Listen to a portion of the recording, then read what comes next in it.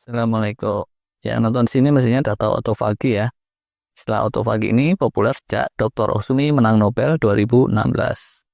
Jadi ini semacam proses cleansing atau daur ulang protein dan sel-sel di tubuh atau organel sel yang diyakini penting untuk awet sehat dan awet mudanya kita semua.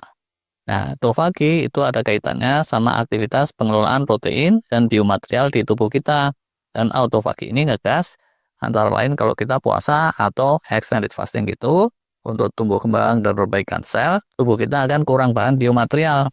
Sehingga dia terus ngegas autofagi ini demi untuk daur ulang sel-sel yang kira-kira kurang prioritas untuk dipertahankan atau bisa juga mengoptimalkan sampah-sampah yang ada. Autofagi juga bisa ngegas oleh sebab lain selain puasa fasting. Antara lain melalui olahraga tertentu macam HIIT gitu, high intensity interval training atau yang semacam itu kan ya bikin sejumlah sel rikeh rontok juga tuh ya. Pas dikencengin olahraga, sesampahannya juga lebih banyak dari saat rileks. Nah, kerontokan dan sampah-sampah yang lebih dari biasanya ini terus memicu proses cleansing dan reparasi di tubuh kita berupa bertambah kencengnya autofagi itu dan serangkaiannya. Bisa juga sih sebenarnya autofagi kenceng oleh sumber stres lain. Misalnya ada yang coba pakai terapi panas-panasan tuh. Bisa juga pakai terapi dingin-dinginan atau kombinasi panas-dingin. Tapi itu kapan-kapan aja ya. Kali ini fokusnya kita bandingin autofagi yang dikencengin via fasting dan autofagi yang dikencengin via olahraga aja dulu. Sedikit catatan nih. Tanpa tambahan stres, autofagi ini mestinya selalu ada sih di tubuh kita. Tapi di saat kendor gitu, utamanya untuk cleansing, bersih-bersih sesampahan saja. Dan nggak sampai daur ulang sel-sel atau organel yang masih aktif. Nah, balik ke pertanyaan inti. Samakah autofagi yang dimunculin via fasting dengan autofagi yang dimunculin via olahraga atau exercise? Ternyata ini tidak persis sama. Bedanya di mana? Nah, ini dari berbagai sumber. Ayolah, secara rinci kita tinjau aspek demi aspek. Aspek pertama, pemicu utamanya itu beda. Pada jalur fasting itu pemicu utamanya karena kekurangan asupan nutrisi dan biomaterial. Padahal ya, di sisi lain, seiring waktu, ada aja kan ya di tubuh kita itu sel-sel yang perlu reparasi, perlu healing, perlu tumbuh kembang, dan seterusnya. Nah, kalau asupan biomaterialnya defisit, alarm survival akan muncul. Hormonal pun berubah, perubahan ini kurang lebihnya terus memunculkan bioinstruction yang mengarahkan pada perontokan sel-sel jelek dan segenap sampah-sampah, dan setelah itu semuanya itu sebisa-bisa didaur ulang untuk mencukupi kebutuhan biomaterial. Sedangkan pada jalur olahraga itu pemicu utamanya karena ada beban slash dari otot-otot rangka dan berbagai unsur yang terkait olahraga itu. Kalau olahraganya cukup intens, terus memunculkan AMPK pathway yang merupakan awalannya autofagi. Nah, kalau aspek kedua, itu dampak sistemiknya beda. Kalau yang jalur fasting itu cenderung ngegas autofagi secara lebih sistemik, lebih menyeluruh, merata-rata. Sedangkan yang jalur olahraga itu dampaknya lebih terfokus pada bagian-bagian yang perlu penguatan demi agar olahraganya itu lebih bisa dihandle dengan enteng. Walaupun tuh ya, setelah jangka panjang ada juga penelitian yang bilang olahraga teratur itu akan memperbaiki metabolisme dan lain-lain. Nah, kalau diibaratkan suatu kampung ya, autofagi yang muncul via jalur fasting itu semacam tanggap darurat bahaya kelaparan. Sedangkan yang jalur olahraga itu tanggap daruratnya menghadapi bahaya banjir dan tanah longsor, nah, misalnya gitu. Aspek ketiganya, ada perbedaan mekanisme molekulernya.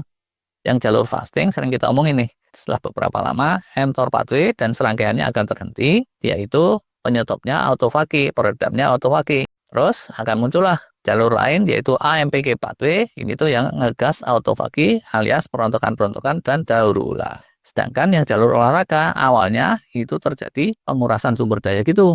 Kemudian menimbulkan perontokan juga dan serangkaiannya yang terus ngegas autofagi. Aspek keempat nih, berbeda intensitas dan durasinya. Yang jalur fasting itu autofagi akan ngegas pada jam puasa ke-20 sekian gitu. Dan gaspolnya itu sekitaran jam puasa ke-40-an, ke sono. Dengan intermittent fasting yang lebih ringan, kalau adaptasinya udah bagus, itu pun autofagi bisa menguat, tapi tentunya tidak sekencang yang 24 jam atau lebih dari itu. Terus, begitu fastingnya diakhiri dengan suatu pesta makan minum gitu ya, yang melampaui threshold tertentu, AMPK pathway-nya akan terhenti, autofaginya pun akan balik kendor lagi. Berganti dengan kemunculan mTOR pathway yang mengarahkan untuk ngegas rebuilding dari yang udah pada rontok selama autofagi. Sedangkan kalau yang jalur olahraga nih ya, di menit ke-60 kayak gitu, rontokannya yang memicu AMPK pathway itu mulai kenceng, sehingga terus autofagi ngegas juga. Bisa juga nggak sampai menit ke 60-an, kalau setelannya tepat tuh, pakai pola HIIT atau High Intensity Interval Training. Nah, begitu olahraganya leren, berhenti, dia akan berangsur, terjadi normalisasi, dan kalau terus makan minum yang mantap, idem, AMPK pathway akan stop sama sekali berganti dengan mTOR pathway. Ya, kalau perut nggak pas kosong, itu nggak makan pun langsung dibawa tidur, bisa juga terjadi rebuilding seiring dengan terdistribusinya biomaterial dari saluran pencernaan. Aspek kelima, ada perbedaan fokus dan manfaatnya. Yang fasting itu menggiring pada perbaikan menyeluruh secara sistemik, terus memperbaiki kesehatan metabolisme jadi fokus utama. Potensi-potensi longevity dan keumurpanjangan secara genetik itu juga terdampak positif. Terus terjadi penajaman otak saraf yang merupakan andalan survivalnya manusia. Nah, mungkin ya kata kuncinya di sini peningkatan efisiensi. Sedangkan yang jalur olahraga itu pertama-tamanya fokus pada kekuatan dan kesehatan otot, pengadaptasian tubuh kita terhadap tantangan si olahraga tersebut. Mungkin lebih kuat, lebih energik, termasuk di situ ya cleansing sel-sel yang rusak atau lemah sekalian, dan organel-organel di dalam sel juga. Terus ini juga akan memperkuat sistem metabolisme kalau jangka panjang, termasuk sirkulasi darah, pernapasan, dan seterusnya. Jadi, kata kunci yang jalur olahraga ini lebih pada peningkatan kekuatan.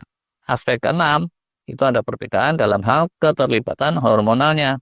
Kalau yang jalur puasa itu seiring menipisnya nutrisi di aliran darah, terjadi shifting hormonal yang terkait. Insulin dan yang serangkaiannya menurun, terus glukagon dan yang serangkaian dengan dia untuk peluruhan daur ulang menaik. Di situ deh awal-awal guliran autofagi yang ngegas. Sedangkan yang jalur olahraga, pertama akan muncul hormon stres dulu, epinefrin atau noradrenalin atau kortisol kayak gitu.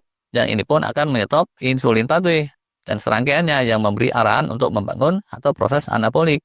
Tubuh kita akan masuk ke fase katabolik atau peluruhan-peluruhan seiring dengan menguatnya AMPK pathway tadi. Cuma catatannya, sejauh ini mekanisme autofagi yang via jalur olahraga belumlah segamblang yang jalur puasa masih terus diteliti. Gitu deh kira-kiranya. Garis besarnya ada 6 perbedaan pokok antara autofagi yang digas dengan fasting, dengan autofagi yang ngegasnya itu sebagai buntut dari olahraga. Pertanyaan berikutnya, terus di antara dua itu ya, autofagi yang mana sih yang paling bagus untuk kita? Nah, ini kita bahas di video berikutnya aja. Terima kasih.